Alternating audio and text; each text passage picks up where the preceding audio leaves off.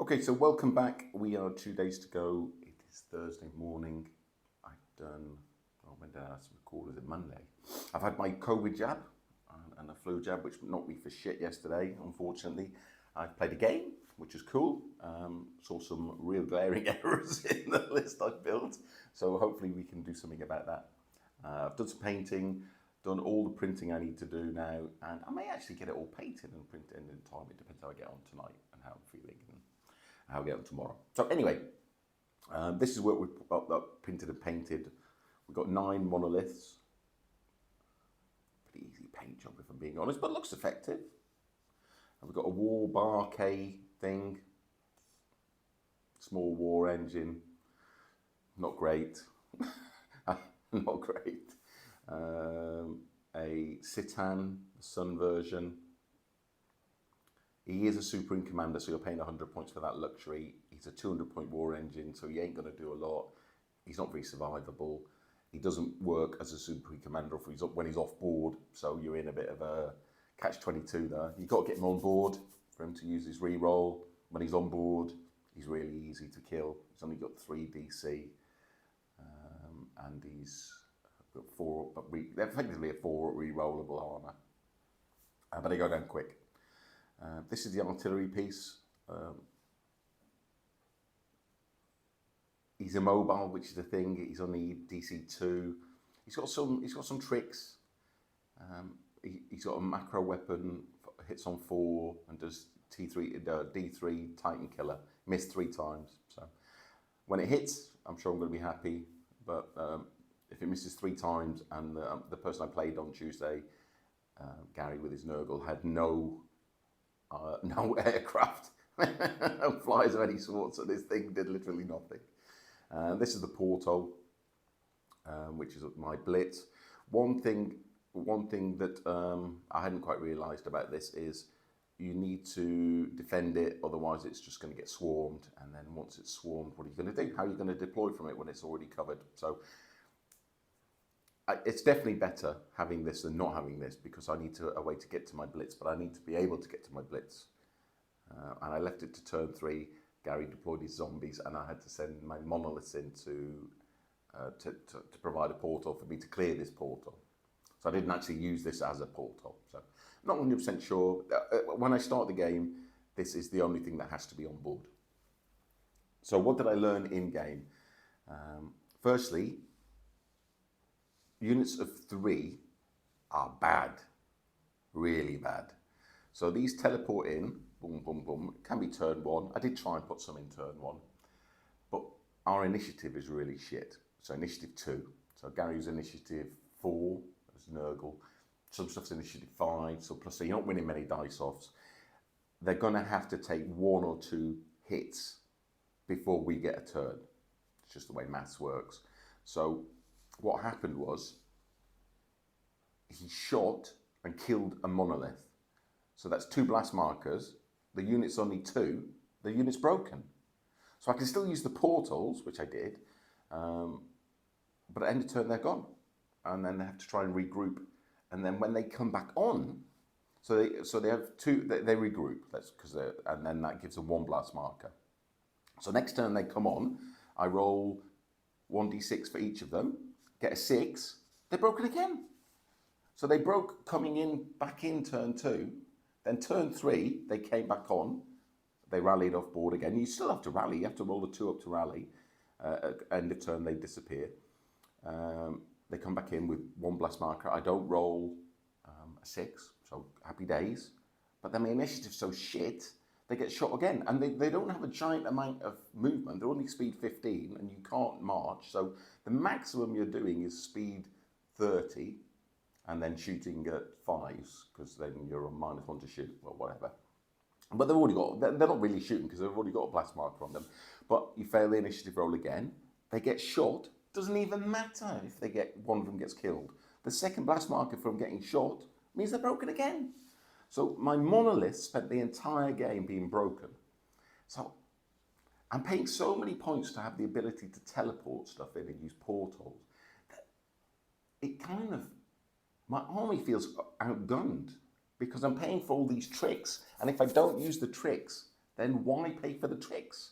Why pay for all this ability to alpha strike where I want to alpha strike if you then don't do that? So it almost feels like the list is making me play the game in a way I'm not entirely comfortable playing, but I might have to do it if I want to get any kind of results of the weekend. So it may be a case of turn 1, I don't do anything, stay off board. Turn 2, I don't do anything, stay off board. Turn 3, I alpha strike with everything and hopefully get the 2 objectives I need while trying to keep hold of my objectives. It's a big ask, I think. It's a big ask. But the way teleport works is it's all or nothing. You've got to do it at the beginning of turn and bringing stuff in pieces. Because like, I'll try and move on from this game that I played, but I did actually win the game, unbelievably. It was like a winning draw. Because Gary didn't manage to kill any of my stuff because I wasn't exposing it. And I managed to kill more than 1,000 points of his stuff. But at no point did I have anywhere near enough stuff to contest. All I could do was pick stuff off. At no point did I have anything with any resilience in order to get onto an objective and hold it, which felt weak. So apart from these being 3s, which are no good, this thing was absolutely dog poop. I can't believe it's 300 points, but it is. The first hit, it lost its portal, and then it's a 300 point, really, really poop war engine. Like, horrifically poop for 300 points. Because the teleport only works to get you on once. With stuff like war engines, once they're broken, they stay on board, apart from the Citan, he's an exception. So this is really, really, really poor. We have my list here, the Citan we've talked about, whatever. This is my new list, if I can get it in the camera. So, we've still got the Tomb Complex, we've got the Supreme Commander, we've moved the infantries up from 6s to 8s because they can't, the only way we can win is if we firefight stuff. And they're pretty good at firefighting, especially if they've got the monoliths putting down some suppression, some adding to their firepower, because they can put in 3 shots each. So we come out, blast the crap out of some in. This is what we did. We rolled up the Nurgle, and then hopefully, if the monoliths have put a blast marker on them first, we don't get a blast marker from using a portal coming in. It's not teleporting or anything. So we come in. We're 1 up to activate, so we're coming in. We jump through the portal. We firefight the shit out of some in, and hopefully we get a good enough number to roll them up and destroy them, which is what we did.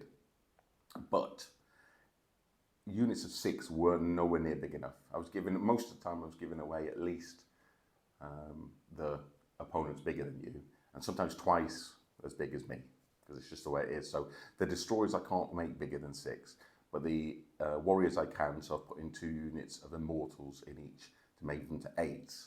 I kept the monoliths, kept the warbark. God damn me, he's got to come out with what. If I ever use this list again, we'll see how the pylon works. I'm not convinced.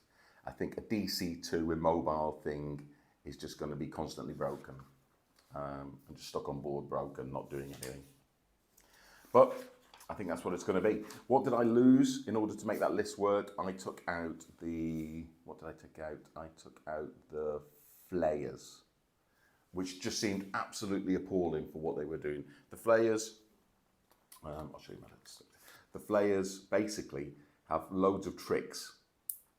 They have like scout and infiltrate and teleport and all this stuff, reassemble or whatever the bloody hell it's called. But what they don't have is enough to do anything because they only have 1 attack each. So with no special stuff, just 1 attack each. And so even though I added a Lord, they just couldn't do enough damage. And they just got battered up and they were useless. So unfortunately they've gone and I've now got 10 activations, which is all right, but they're all too small. All of the activations, even the new activation with the new activations with the 8 infantry are still too small, and the MVP at 325 is a joke. I think I'm going to really struggle. These are sorry, I just put these on camera. These were the things I've just printed, some destroyers and heavy destroyers. I'm going to use this as the Lord, the heavy destroyer, just to show you the kind of red base card. Anyway, they're not going to take very long to build. So, what am I expecting at the weekend? I am expecting, if it goes well, a 1 win, 1 loss, 1 draw. More realistically, I'll be lucky to get a draw because I think, a bit like Dark Eldar, these are an expert level army, and I'm sure in the right hands they can do great things. But this is still my first year, and even though I'm doing reasonably well, doing reasonably well with very well built lists that I've basically hoovered off the internet. So this is my own brew list. I don't have much confidence in it, and I think against good players it will just get picked apart, and deservedly so. But anyway, we will see how we get on, and I'll try and do some reports. But I need to get on now. So have a good day.